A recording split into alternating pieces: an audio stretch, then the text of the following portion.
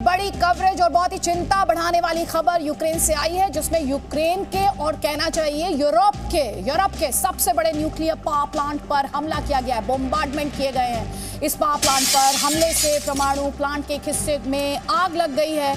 Ukraine के विदेश मंत्री ये कह रहे हैं कि रूसी हमलों को फौरन रोके जाने की जरूरत है। इसके अलावा प्रेसिडेंट ज़ेलेंस्की द्वारा भी बार बार इस बात को दोहराया जा रहा है कि किस तरह ये प्लांट यूरोप को तबाह कर सकता है अगर यूरोप अब आगे नहीं आता है, क्योंकि उन्हें ये लगता है कि यूरोप ही है जो रशियन फोर्सेस को इस वक्त रोक सकता है।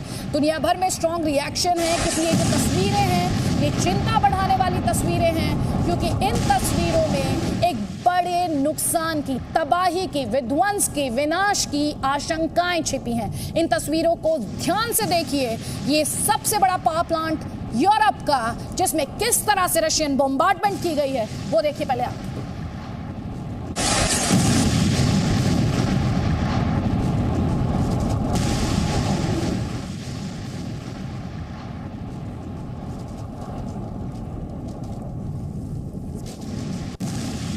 और हमारे साथ राजीव नयन जी हैं, जो कि न्यूक्लियर एनर्जी एक्सपर्ट हैं। राजीव नयन जी, सबसे पहला तो सवाल यही है, जो हम तस्वीरें देख रहे हैं, जो धमाका है और रशियन बॉम्बार्डमेंट है, इन तस्वीरों को आप कैसे एनालाइज करेंगे?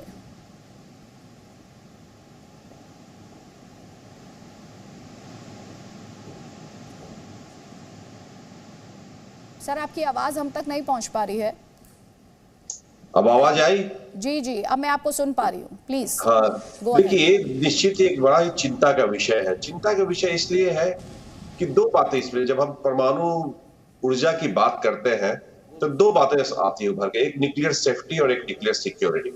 सेफगार्ड्स अलग है, जो कि परमाणु बम से थोड़ा सा जुड़ा हुआ है, लेकिन इसका हिंदी में ट्रांसलेशन नहीं कर पाऊंगा, क्योंकि सेफ्टी सिक्योरिटी दोनों ही हिंदी में अगर करें तो सुरक्षा ही नजर आता है। लेकिन सेफ्टी का जो विषय होता है, उसमें आप बिना समझे एक एक्सीडेंटल जो एक घटना, कोई घटना, दुखद घटना कर सकते जो आपका इंटेंशन नहीं हो। और सिक्योरिटी का मसला होता है कि आपने जानबूझकर अटैक किया, जिससे कि मैलिशियस इंटेंशन से, एक दुर्भावना से, और लोगों को आप क्षति पहुंचाना चाहते हैं। जो आज के दिन में यूक्रेन में जो स्थिति हम देख रहे हैं, वह दोनों ही सेफ्टी और सिक्योरिटी दोनों का मसला बन गया। हो सकता है रूस की एक नीति नहीं हो, रणनीति नहीं हो कि परमाणु संयंत्रों को उड़ाए, चाहे परमाणु बम का इस्तेमाल करे, लेकिन उनके इस तरह की कार्रवाई से निश्चित ही क्षति हो सकती है। और देखिए, इंटरनेशनल एटॉमिक एनर्जी, यही जानना चाह रही थी सर, इन तस्वीरों को जब हमारे दर्शक देख रहे हैं और इंटरनेशनल कम्युनिटी बहुत क्लोजली देख रही है, क्योंकि इन तस्वीरों में एक आशंका छिपी हुई है बड़ी तबाही की। मैं आपसे ये जानना चाहती हूँ, जब प्रेसिडेंट ज़ेलेंस्की ये कहते हैं कि ये सिर्फ यूक्रेन के लिए चिंता बढ़ाने वाली खबर नहीं है, इसमें पूरा यूरोप तबाह हो जाएगा, बहुत सही बात बोल रहे हैं। देखिए, उन्होंने इंटरनेशनल एटॉमिक एनर्जी एजेंसी को एक गुहार भी लगाई, नेटो को भी गुहार लगाया। उन्होंने कहा कि आप देखिए, 30 किलोमीटर का जो रेडियस है एक्सप्लोजन जोन, वहां उसकी सिक्योरिटी बताई, जिसे सेफ्टी जोन भी कहते हैं। वहां पर कोई भी हमले नहीं होने चाहिए, उसे युद्ध की परिधि से आप बाहर रखें। इंटरनेशनल एटॉमिक एनर्जी एजेंसी ने साफ साफ मना कर दिया कि ये उनके मैंडेट में नहीं आता है। वो इस तरह की कोई भी सुरक्षा या कोई किसी भी तरह की गारंटी नहीं दिला सकते हैं। मार्च 1 को जो उनका सीधे जो उन्हें फीड होता था रेडिएशन लेवल, जहां की अभी अटैक की खबर आ रही है, वो उनका टूट गया, और उन्हें अब आज के दिन में यूक्रेन सरकार पर निर्भर होना पड़ रहा है क्या रेडिएशन लेवल है, क्या होने का। एटॉमिक एनर्जी एजेंसी IAEA सीधे नहीं कर पा रही है। वहां पर एक बैठक भी 3-4 दिन पहले हुई थी वहां पे, और उसमें एक रिजोल्यूशन भी पास हुआ था। उसकी पब्लिक शायद नहीं, अभी उसको पब्लिक नहीं किया गया हो, लेकिन केवल 2 राष्ट्र छोड़कर कुछ अब्सटेन भी किए थे, जैसा कि हो रहा है अंतरराष्ट्रीय संगठनों में। सबने चिंता व्यक्त की है, यहां तक कि चीन ने भी एक वक्तव्य जारी किया और कहा कि इन पर हमले नहीं होने चाहिए। युद्ध क्षेत्र से इन्हें, इस सारे न्यूक्लियर पावर प्लांट जो उनके पास करीब 15 यूनिट्स है, उसमें से आधे से ऊपर वर्क कर रहे हैं, तो इन सब की सुरक्षा प्रदान की जानी चाहिए, इन्हें युद्ध से बाहर रखो। ये चीन भी बोल रहा है। यद्यपि चीन, अलग बात है कि उसने इसमें साथ साथ थोड़ा बम का भी एंगल लगा दिया, वो अलग, उससे उसको मुस्लिम अलग रखते हैं। और चिंता है उसमें। देखिए जो अभी चेरनोबिल वाली भी जो रिएक्टर थी, कुछ दिन पहले कब्जा किया था, कहा जा रहा था कि आप एक्सक्लूजन जोन में मत घुसिए, वहां छेड़छाड़ मत कीजिए। अभी देखिए इंटरनेशनल एटॉमिक एनर्जी एजेंसी के जो डायरेक्टर जनरल है, उन्होंने भी चिंता व्यक्त की है कि देखिए वहां जो वर्कर्स को उन्होंने गिरफ्तार कर लिया, जो चेरनोबिल में वर्कर्स काम करते थे और उनकी शिफ्ट वाइज ड्यूटी होती है, अगर आप उन्हें गिरफ्तार कर लेंगे, जो भी वर्कर्स वहां पर है उनके ऊपर दबाव हो जाएगा, जो बाकी जाते भी है, तो एक तरह से उनकी पूरी सुरक्षा पर खतरा है। क्योंकि वहां पर चल तो नहीं रहा हो, तो बंद कर दिया गया है चेरनोबिल को, लेकिन फिर भी मेंटेनेंस का काम रहता है, बहुत सारे रेडिएशन हो सकने वाले अभी भी यूनिट्स है। तो इन सारी चीजों के चलते देखिए काफी सारी दुनिया चिंतित है कि ऐसा नहीं होना चाहिए, इसके ऊपर गंभीरता से विचार करनी चाहिए और सारी एजेंसियां लगी हुई हैं। जी, हमारे साथ कई और खास मेहमान भी लगातार बने हुए। जनरल सिन्हा, जल्दी से एक कमेंट आपका यहाँ पर लेना चाहते हैं। राजीव नयन जी बता रहे हैं कि किस तरह ज़ेलेंस्की जब ये कहते हैं पूरे यूरोप को तबाह कर देगा अगर न्यूक्लियर पावर प्लांट में धमाका होता है, तो ये बहुत ही डिस्टर्बिंग न्यूज़ है, चिंता बढ़ाने वाली है, बहुत grave and serious in nature है। इंटरनेशनल कम्युनिटी फिलहाल क्या कर सकती है? देखिए, सबसे पहली बात तो है कि रूस ने बहुत चालाकी से, चतुरता के साथ ये गेम खेला है। पहली बात कि एडमिनिस्ट्रेटिव बिल्डिंग ट्रेनिंग एरिया पे वो फायर करते हैं, वहाँ आग लगती है, और मेन मुख्य जहाँ पर कोर न्यूक्लियर प्लांट का सिस्टम है उस पर अटैक नहीं होता है। दूसरी बात है कि ऑटोमेटिक स्विच ऑफ फैसिलिटी होती है, जहाँ से स्विच ऑफ होने से वो प्लांट सिक्योर हो जाता है। लेकिन रूस संदेश क्या दे रहा है? रूस संदेश दे रहा है कि हम न्यूक्लियर ऑप्शन के लिए धीरे धीरे बढ़ रहे हैं आगे। यदि अब न्यूक्लियर प्लांट पे अटैक, मतलब इनडायरेक्ट अटैक बोलिए, डायरेक्ट अटैक तो नहीं है, उस एरिया में है, क्षेत्र में है, बट डायरेक्ट अटैक नहीं है, बट वो संदेश दे रहा है कि हम न्यूक्लियर ऑप्शन के लिए तैयार हो रहे हैं। दूसरी बिंदु जो है कि जब IAEA 30 किलोमीटर का एक्सक्लूसिव जोन की बात कर रहा है, और ये जोन आउट ऑफ बाउंड होना चाहिए दुश्मन के लिए, फायर अटैक से और सब तरह के अटैक से, एयर अटैक से होना चाहिए, इसका कौन सम्मान करेगा? तीसरी बात है यूनाइटेड नेशंस। मैं आपको दूंगी क्योंकि थोड़ा सा इस मामले को और समझाने की हमारे दर्शकों को कोशिश करते हैं। राजीव नयन जी हमारे साथ है। राजीव नयन जी, मैं आपसे ये भी समझना चाहती हूँ कि आपने भी कहा कि यूरोप तबाह हो जाएगा, किस तरह के असर को देखा जाएगा अगर भगवान ना करे ऐसा हो, और इस तरफ कदम भी उठाए जाएंगे, लेकिन अगर ऐसा हुआ तो कितना बड़ा इलाका इसकी चपेट में आएगा और कितना ज्यादा विध्वंस? देखिए जहां पर अभी आक्रमण हुआ है वहां पर 5700 मेगावाट के परमाणु 6 वहां पर यूनिट्स हैं। कॉम्प्लेक्स एक है लेकिन यूनिट्स 6 है वहां पर, और करीब 5700 मेगावाट इलेक्ट्रिसिटी वहां से जनरेट होती है। अब सोच लीजिए कि जहां से 6 संयंत्र 1,000 मेगावाट का कर रहे हो तो कितना बड़ा होगा, और पूरा का पूरा यूरोप के आगे तक दी जाएगी, और रूस एक जीती हुई बाजी हार जाएगा। उसके खुद के सैनिक वहां पर है, तो मुझे नहीं लगता कि वह जानबूझकर ऐसी बेवकूफी भरी हरकत कर रहा है, क्योंकि उसके भी वैज्ञानिक इस मामले से अवगत है कि इस पर छेड़छाड़ नहीं करना चाहिए।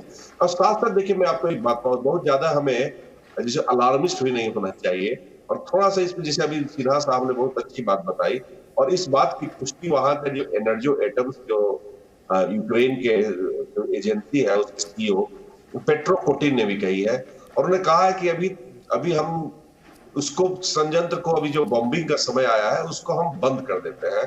और अभी प्लांट आधे से ज्यादा प्लांट उनके अभी खबरें आई हैं कि चल रही है। उन्होंने इंटरनेशनल एटॉमिक एनर्जी एजेंसी को खबर भी दी है कि हमारे 15 में से आधे से ज्यादा काम कर रहे हैं, क्योंकि हमें ऊर्जा की आवश्यकता है, बिजली की आवश्यकता है, तो हम पूरे उन्हें बंद नहीं कर सकते हैं, क्योंकि हम उस पर आश्रित हैं। हम परमाणु ऊर्जा पर अपनी बिजली के उत्पादन के लिए आश्रित हैं, तो हमें ये चलाना होगा। लेकिन चलाने, देखिए ये भी यूक्रेन का भी हो सकता है कि एक गेम हो, हम इस चीज को, यूक्रेन के गेम को हम नहीं इसको डिसमिस कर रहे हैं, वो भी अपना खेल खेल रहे हैं, लेकिन इस पूरे खेल में इसमें पूरी परमाणु ऊर्जा का इस्तेमाल नहीं किया जाना चाहिए, परमाणु संयंत्रों का इस्तेमाल नहीं करना चाहिए।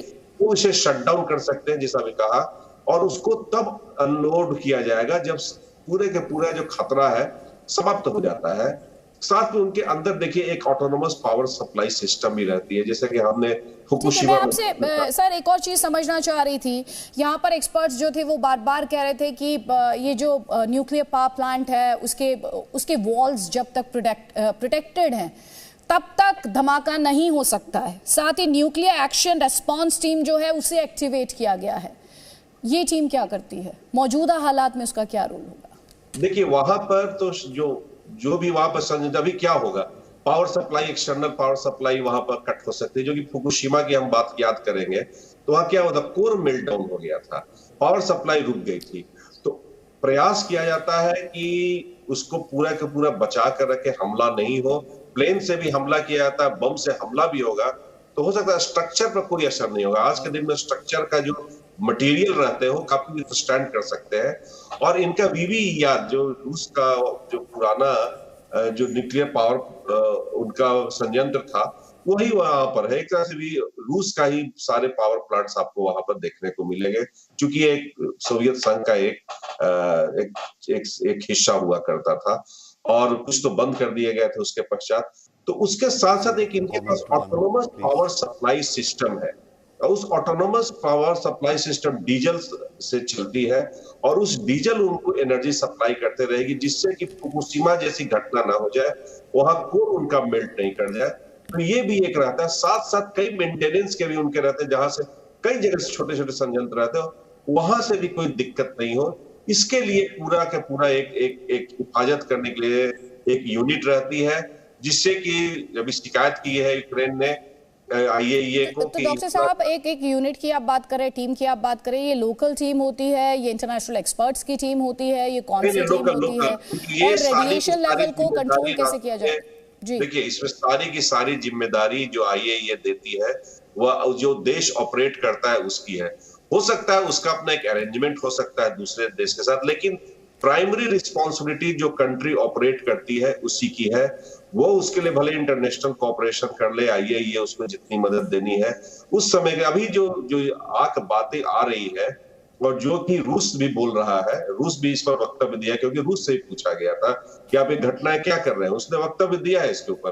वो कह रहा है कि हमारी कोई कोशिश नहीं है कि हम ऐसा कोई हमला करके वहां पर रेडिएशन लेवल ऊंचा करें। तो रूस भी इस चीज को डिनाई कर रहा है और रूस यह भी कह रहा है कि अब ये तो उनकी यूक्रेन की जिम्मेदारी है कि इसे बचाए। आप बमबारी भी कर रहे हो, कह रहे हो कि आपकी जिम्मेदारी है। तो ये यहाँ पर ये एक है, यहाँ पर यूक्रेनियन गवर्नमेंट कह रही है कि हम हेल्पलेस होते जा रहे हैं, हमारे लोग को गिरफ्तार कर लिया जा रहा है, हमारे पास मैन पावर नहीं है।